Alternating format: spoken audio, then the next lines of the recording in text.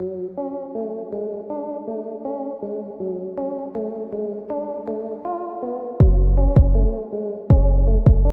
की Apple factory का सच सुनकर आपके पैरों तले जमीन खिसक जाएगी। वहां होने वाली मौतों के किस्से लोगों को सोने नहीं देते। कोई फैक्ट्री वर्कर सुसाइड न करे, इसके लिए खास सुरक्षा का प्रबंध किया जाता है। लेकिन सवाल आता है कि आखिर चाइना की एप्पल फैक्ट्री में ऐसा क्या होता है कि वो लोग आत्महत्या करने लगते हैं? और अगर ऐसा है तो फिर वहां काम करने के लिए लोग हर रोज फैक्ट्री के बाहर भीड़ लगाकर क्यों खड़े रहते हैं? जब आपको चाइना की एप्पल फैक्ट्री के बारे में पता चलेगा तो आप यकीन नहीं कर पाएंगे। यहाँ होने वाली घटनाएं और वर्कर्स के साथ किए जाने वाले काम किसी को भी शर्मसार कर सकते हैं। तो क्या है चाइना की एप्पल फैक्ट्री का सच? चलिए जानते हैं।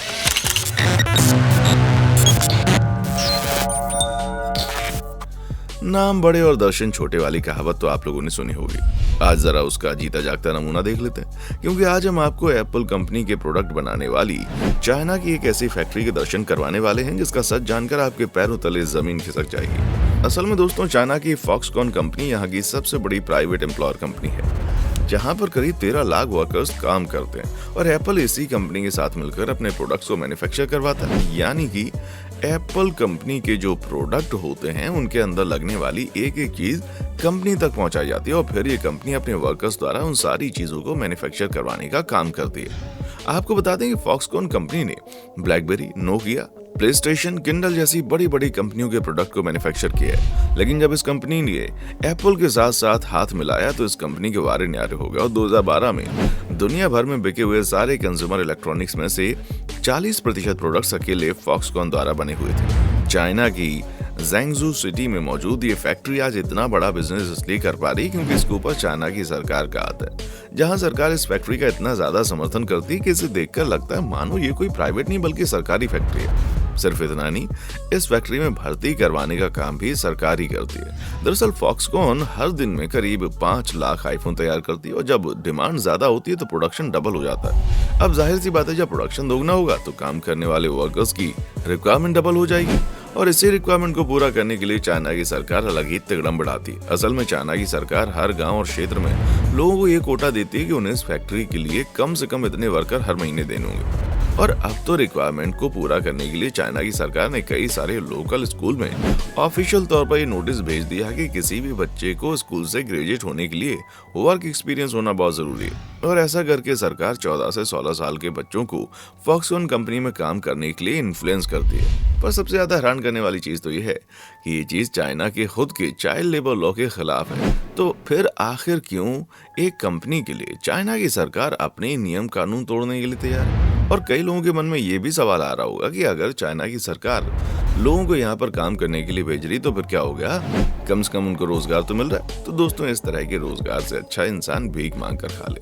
और हम ऐसा क्यों कह रहे हैं, आइए बता देते हैं। असल में दोस्तों, आईफोन बनाने वाली इस चाइनीज फैक्ट्री में काम करने वाले वर्कर्स की जिंदगी सच में किसी नरक से कम नहीं है, या फिर कह लीजिए उससे भी ज्यादा बदतर है। जहाँ पर वर्क करके सेटिस्फेक्शन जैसी चीज तो दूर दूर तक मौजूद नहीं होती। यहाँ पर काम करने वाले वर्कर्स महीने में 80 घंटा ओवर टाइम करने के बावजूद ये लोग केवल एक महीने का 21,000 रुपए जितना ही कमा पाते हैं। अब कई सारे लोगों को लगेगा कि 21,000 तो बहुत है। दोस्तों, जरा ठहर जाएं, क्योंकि ये रकम इन्हें अकेले अपने ऊपर खर्च नहीं करनी पड़ती, बल्कि इनमें से कुछ पैसे घर भेजने होते हैं, कुछ पैसे हॉस्टल या मकान मालिक को देने होते हैं, कुछ पैसों से ये लोग खाना खाते हैं और कुछ पैसों से बिजली का बिल भरते हैं। और आपको बता दें कि भारत में भले ही महंगाई बहुत ज्यादा है, लेकिन चाइना में भी चीजें इतनी सस्ती नहीं मिलती। इंसान 21,000 से अपना घर चला लेता है और अगर इतने पैसे दिन में 8 घंटे काम करने से मिल जाए तो समझ में आता है। लेकिन यहाँ तो वर्कर्स 12 घंटे से भी ज्यादा वक्त फैक्ट्री में लगातार मैन्युफैक्चरिंग के प्रोसेस में लगे रहते हैं, यानी कि उनकी पर्सनल लाइफ पूरी तरह से बैंड बज चुकी होती है। लेकिन बात केवल सैलरी की नहीं है, और भी कई कारण हैं जिसकी वजह से यहाँ के वर्कर्स बहुत बार सुसाइड कर चुके हैं। साल 2010 में अकेले वर्कर्स ने 17 वर्कर्स ने आत्महत्या कर ली, जिसके पीछे की वजह वहाँ की वर्किंग कंडीशन बताई जा रही है। क्योंकि अगर कोई बंदा आईफोन में स्क्रू लगा रहा है तो उसे 12 घंटे तक यही काम लगातार करना है, वो भी हर रोज। ऐसे में ये चीज उनके लिए फ्रस्ट्रेटिंग हो जाती थी।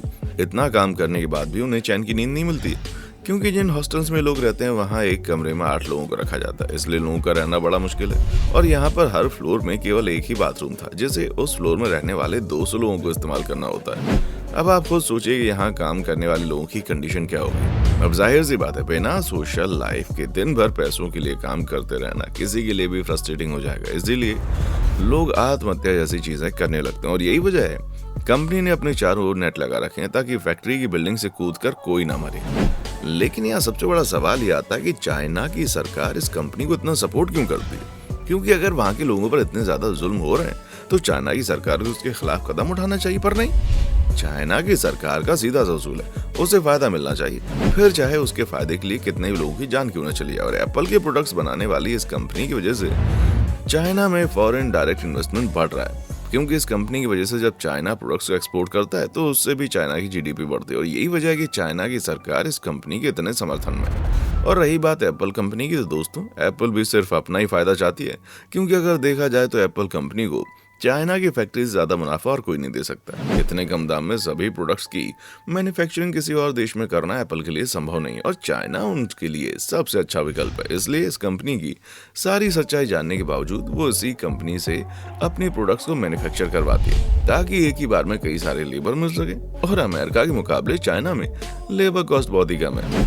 ऊपर से बल्क में लेबर मिलने की वजह से एप्पल कंपनी का अच्छा खासा पैसा भी बच जाता है। इसलिए एप्पल आंख बंद करके इस कंपनी का साथ दे रही है। अब तो आपको चाइना और वहां के एप्पल फैक्ट्री की पूरी सच्चाई पता चल गई होगी, जिसके बारे में आप क्या कहना चाहते हैं कमेंट सेक्शन में आकर बताएं। उसी तरह की वीडियोस को देखते रहने के लिए चैनल को जल्दी से सब्सक्राइब कर लें। देखने के लिए शुक्रिया।